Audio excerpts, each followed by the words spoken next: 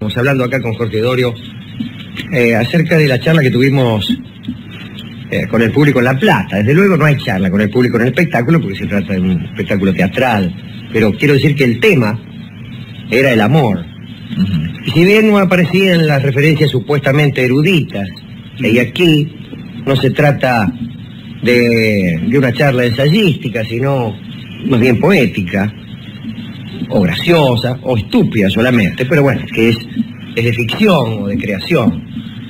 Pero por ahí apareció el cinturón de Afrodita en la charla. Y por ahí apareció Eros. Y algunos pensarán, pero ¿cómo es este asunto? Afrodita, diosa del amor, en los mitos griegos, y Eros, dios del amor. ¿Cómo es esto? Ahí hay una superposición de funciones. Aquí hay un problema burocrático olímpico. Alguno está de ñoqui de los dos. Alguno de los dos se rasca. ¿Qué es esto? Y tienen razón. Verdaderamente hay un dios que es supernumerario. Y yo creo que el que sobra es Eros. Sí, señor. El que sobra es Eros. No esperaba otra cosa de usted, además. Desde luego. Particularmente se trata de una pequeña reunión. Pero, ¿por qué? Dígase primero que Eros es también Cupido. Y para las personas que no se asoman, y lo bien que hacen, a los mitos griegos, es más conocido Cupido que Afrodita. Eros que Afrodita, Cupido que Venus. Ahí está. Sí, señor. Vamos a no mezclarlos tanto. ¿Por qué? Por las historietas, digo, por la fácil alegoría del gordito alado que despide, que saca de su carcaj unas flechas amorosas y se las ensarta a sus víctimas y de este modo los enamora. Pero es que no hay mucho más que esto en todos los mitos griegos. Eros es una figura más bien alegórica y sobre el cual se han escrito algunas fábulas que son distintas a los mitos durante la época alejandrina, ya cuando nadie creía en los dioses griegos.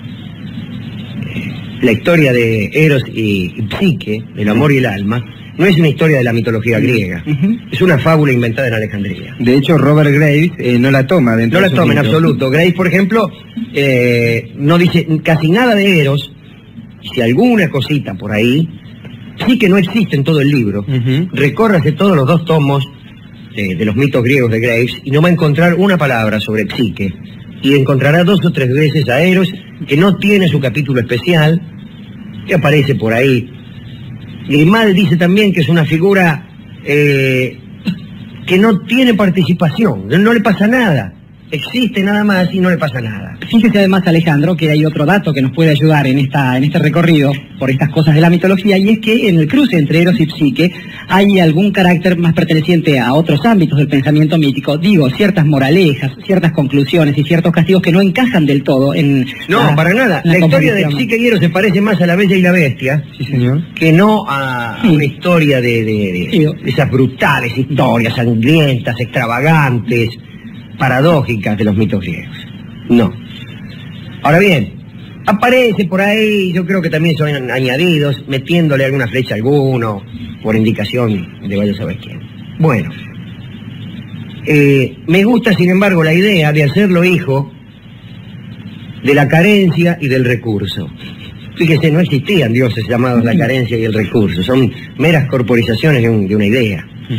Pero que el amor, esto es muy lacaniano, que el amor sea totalmente lacaniano. No me fue dado amar sino lo que te falta, dice algún poeta por ahí. Claro. Esto de ser uno hijo de una carencia. Pero también del recurso, es decir, de los medios que uno pone en funcionamiento para lograr algo. Y es verdad que el amor es hijo de la carencia, que mueve mucho más cuando no está que cuando está. Y además es que hace que uno ponga en juego toda la potencia psicofísica de que dispone. Aparte, el amor es término psicofísico que más se parece a una evaluación de un jugador de fútbol que en una charla sobre los mitos amorosos. Perdón. No, decía que el amor en fin es hijo de la carencia, porque uno va a buscar solo aquello que le falta, ¿no es cierto? Solo cuando algo le falta uno va en busca del amor, que tiende a creer una posibilidad de completud, fallida por supuesto, ¿no? Bueno, uno de los de las alegorías de que se valen los hombres sabios es justamente esa, que el amor consiste, y hay también un mito hecho a medida, digamos, aquel mito del ser bifronte, al cual se corta por la mitad y cuyo destino es ir buscando eternamente la mitad que le falta, ¿no? Sí, el mito de los andróginos, de los seres circulares. Sí, eso no me resulta muy simpático, eso no es así como yo siento el amor realmente. No estoy buscando un pedazo que me falta, estoy buscando otra cosa. Ajá. No es algo que he tenido y que me sacaron, precisamente. Uno se enamoraría de su apéndice secal, si no, ¿no? Claro. O del pelo, por decirlo así. Bueno, mucho más importante era desde luego Afrodita, la hija de Zeus y Dione, nacida de la castración de Urano, según dicen algunos, ¿no? Caen los órganos de Urano cortados por Crono. Había cada hijo en aquel momento, y había cada padre que se dejaban. Bueno, y engendraron a la diosa. Apenas salida del mar, la llevaron a Citera y luego a Chipre, donde la empilcharon, y la llevaron a la morada de los inmortales. Y aquí viene el ceñidor mágico, del que hablábamos en La Plata. Tenía efectivamente un ceñidor mágico, un cinturón mágico. Alguna vez hablamos de esto aquí, hubo una gran discusión a ver sobre qué demonios era un ceñidor. Yo manifesté mi sospecha de que se trataba de un corpiño. Más que una sospecha, era una esperanza.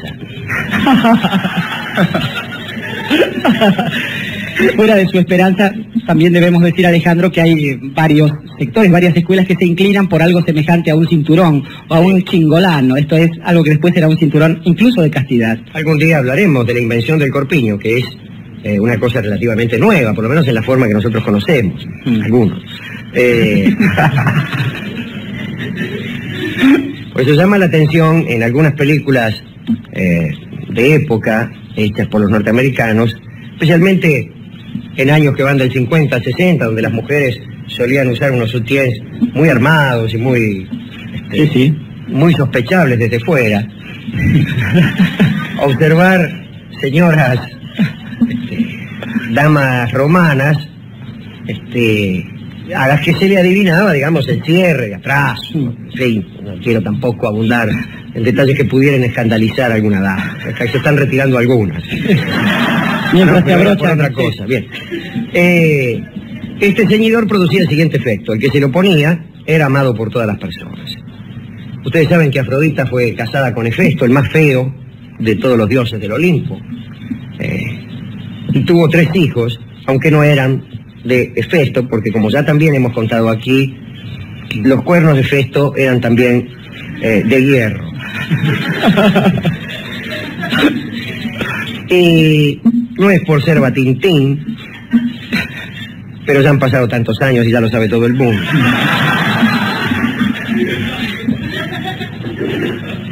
Pero el que andaba con la tipa del pata de lana era Ares. O sea, Marte para nosotros los latinos. Marte para ustedes los latinos. El robusto, el impetuoso, el ebrio, el pendenciero, dios de la guerra. Tipo antipático si es que había alguno. Pero ya se sabe cómo son las mujeres. Andan siempre con el más antipático. Usted lo definió mejor esto alguna otra vez. Yo he dicho alguna vez, a la salida de esta misma reflexión, que no es que anduvieran con el más antipático, sino que el que anda con ellas nos parece a nosotros antipático por eso.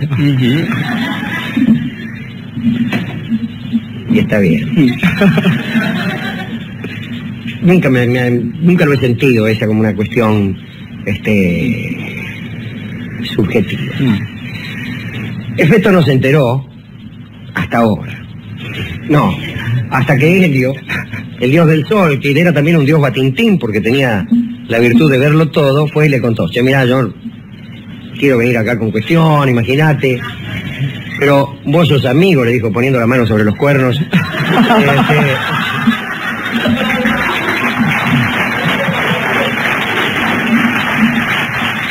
Y esto lo tenés que saber, ahí anda Carlitos Ares con tu mujer, la Afrodita.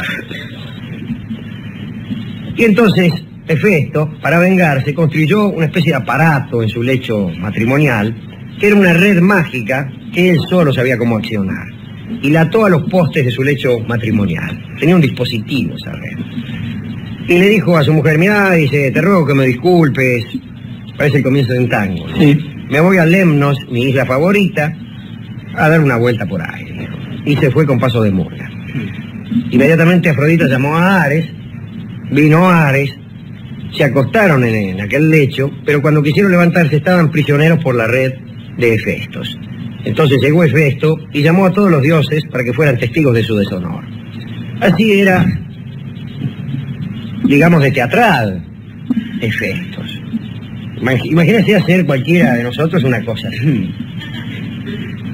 No le basta con ser cornudo, que además quería ser famoso. Claro. Es terrible. Bien.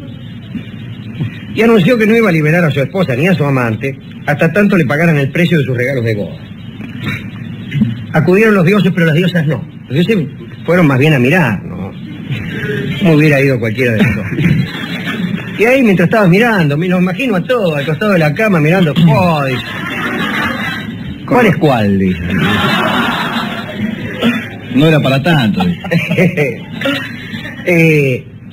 Apolo le dijo a Hermes, ahí medio por abajo, che, dice, ¿no te gustaría estar en lugar de Ares? Y Hermes le dijo, sí, aunque hubieran 10 redes, porque parece que Afrodita, como es obvio, estaba fenómena. Todos se rieron mucho, mejor dicho, se rieron Apolo y Hermes. Sí. Zeus no quiso pagar ese rescate. Poseidón se enamoró de Afrodita al verla desnuda. Dijo, y se ofreció, fue tan grande el amor que se ofreció a servirle de garantía a Ares para que pagara. Dice, yo no pago, pero le hago de garantía a Ares que sí, el otro estaba en la red y dice, yo pago. Dice. Bueno, los liberaron. Y Afrodita se sintió muy impresionada, primero porque había oído la confesión de Hermes a Apolo, cuando le dijo, a mí me gustaría estar ahí, ni aunque hubiera 10 redes. Y bueno, un poco para agradecerle, yació con él y tuvieron un hijo. El famoso. Que como su nombre, como los nombres de los padres se hacen prever, se llamaba Hermafrodito. Y que tenía los dos sexos, como todos ustedes saben. Si tenía incluso un documento de identidad que tenía el número 1. Bueno, también complacida por la actitud de Poseidón, le ofreció guita, yació con Poseidón y le dio 2 hijos, Rodo y Herófilo. Poseidón no pagó acá entre nosotros, ni Ares tampoco. Ares no pagó, Poseidón se hizo el otario, total. Y Hefesto no quería divorciarse. Más tarde, Afrodita también se entregó a Dioniso, banco para ustedes los latinos, y ahí tuvo un hijo de larga fama, por no decir otra cosa, que era Príapo.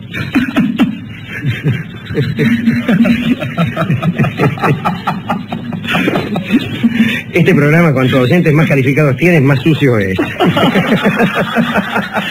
Es un programa que si se dijesen al aire las notas al pie estaría prohibido inmediatamente.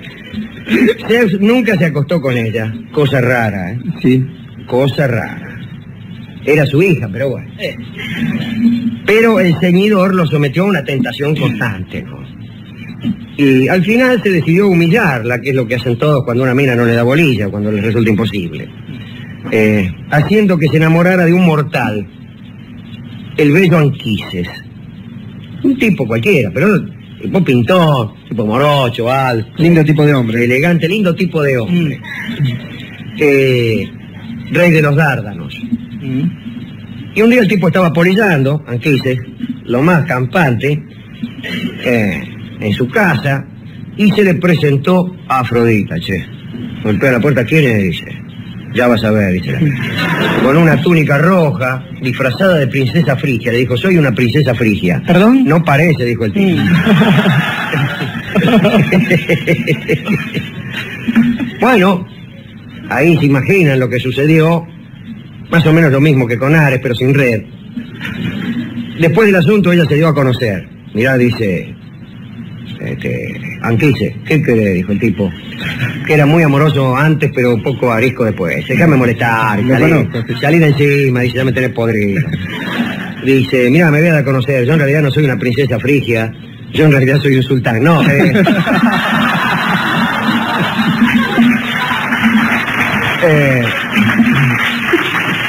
En realidad soy Afrodita, la diosa del amor. Oh, dice el tipo, Afrodita, firme un autógrafo, qué sé yo.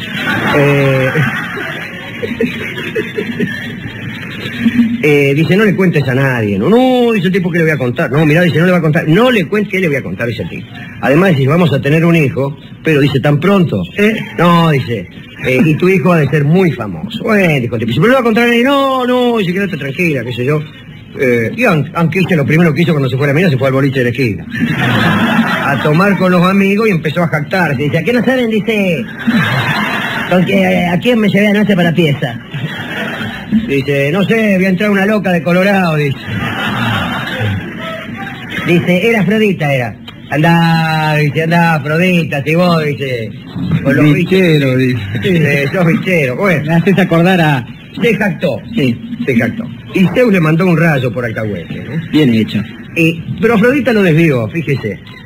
Así que... Tenía lo suyo, okay. Pero Anquises no recibe el rayo de lleno, pero queda muy débil.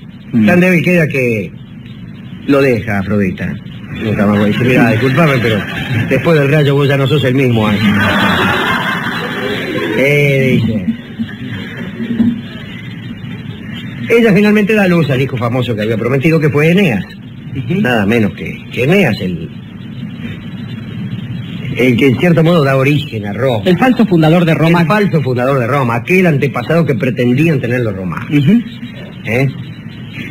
Hazañas algunas de Eros no hay ninguna. No hay ninguna salvo esa que le acabo de decir, aquel amor con Psique, que es el alma. De Afrodita hay varias, hemos elegido algunas. Bueno, ¿se acuerdan de Adonis? Ella hizo que Esmirna se enamorara de su papá, no de su papá Dorio. No, Dios no permita. Sino del papá de ella, mucho peor todavía, sí. ¿No? Simiras, ¿no? Y se transformó en un árbol de mirra y después dio a luz a Adonis. Desde luego Afrodita también amó a Adonis, ¿no? Y le dio un hijo y una hija. Ella fue la que inspiró a la Aurora, a Eos, un amor irresistible por Orión, en castigo por haber cedido también a Ares. ¿Entiende? La Aurora andaba con Ares andaba con Afrodita de bronca, inspiró en la Aurora un amor irresistible por Orión que terminó muy mal, como todos ustedes saben. Y cierta vez las mujeres de Lemnos no la honraban como correspondía, se enojó y las castigó haciendo que despidieran un hedor insoportable. Así que fueron dejadas por sus maridos, ya hemos contado esto alguna vez. Sí. En virtud de ese olor, y salí de acá que no te puedo... Bueno, las minas se vengaron, mataron a todos los hombres, menos a uno. Bueno, una historia que ya hemos contado. Y también Afrodita fue la que prometió a Paris, en aquel concurso de belleza que disputó con Atenea y con Hera, el amor de Paris. El amor de Helena. El amor de Helena, que prometió a Paris el amor de Helena. Y Paris agarró viaje y ahí se armó la guerra de Troya, todo por culpa de esta mina. Una manzana. Sí. También protegió a Eneas y conservó la raza troyana en Roma. Decían, los de la familia Julia... La gens Julia. Claro, que era antepasada de ellos, los descendientes de Julo. ¿Cómo le va, Julo? ¿Qué Julo? El agregado de la I se explica. Claro, en el pecado está la penitencia. Y César le erigió un templo a la Venus Madre. La Venus Madre, animales favoritos de Afrodita, las palomas. Decían que el carro de Afrodita estaba tirado por una yunta de palomas. No iba muy ligero que digamos, porque era un carro pesado. Las palomas hinchaban, quedaban. Estaba un poco sucio el carro. Sí. Tenían algo en común, sin embargo. Eros y Afrodita, me parece a mí. Algo que nos da a nosotros la pauta de la idea que del amor tenían aquellas gentes. Se parece mucho a la que tienen algunos. Ad happens, decía alguno. Y yo creo que el amor también sucede. El amor sucede y los griegos lo creían así. El amor era algo que te sucedía, que sucedía por culpa de estos dioses, por culpa del capricho de estos dioses. Finalmente, si los dioses, en mayor o menor medida, representaban las fuerzas del destino. El amor era algo imposible de ser decidido por el hombre, imposible de ser pensado y calculado. Era algo que dependía de ajenas y altas voluntades. Algo sin objeto. Claro. Altas voluntades me pesaba una canción que había hecho un amigo suyo por ahí. Dependía de otras altas voluntades, altas e inexpugnables voluntades, posibles de torcer. Y la verdad es que en la vida real el amor opera como si así fuere. Nos sucede como si otro lo hubiera decidido por nosotros. Uno nunca está enamorado después de un largo razonamiento, de un largo discurrir y después de tomar una decisión. Uno lo que toma es la decisión de hacer caso o no a su amor. Es otra cosa, pero de enamorarse no. Resulta curioso que siendo tan evidentemente así, se haya instalado en la sociedad de nuestros días y de otros siglos también, la sensación de que constituye una virtud el perseverar en una situación que ya ha terminado. Se tiene por una virtud la perseverancia amorosa, como si fuera algo que uno pudiera decidir. Se me dirá, pues no puede decidir uno que su amor dure eternamente, pero sí puede decidir quedarse uno eternamente al lado de una persona. Y eso me parece un pecado mucho peor. Es muy curioso cómo está instalada esta idea en la sociedad. La idea de la perseverancia, hago fuerzas muy grandes para no decir la palabra pareja, como si se tratara de una virtud. Y la idea de que responder favorablemente a una requisitoria amorosa es también una virtud, como si dependiera de uno, como si dependiera de merecimientos ajenos. No es así. Creo que sí dependen de estos dos dioses caprichosos, o si le va a hacer uno caso a la pobre mitología de nuestra época, dependerá de los maestros de la escuela de Viena. Exactamente. Dependerá de Sigmund Freud, que fue el que inventó, como todos ustedes saben, el sexo.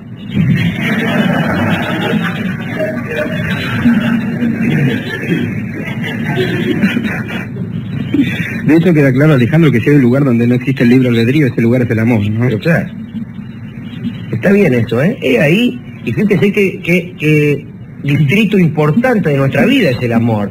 Digo, argumento para fatalistas. Lugar donde no existe el libre albedrío, punto. No, 2 puntos vamos a poner. El amor. ¿Existe el libre albedrío? Sí. Para resistirse, por ejemplo, si uno se enamora, digamos, de la cuñada. Entonces, para no armar un lío de familia, Dorio. No, discúlpeme. No, digo, no en el sentido de no arriesgarse.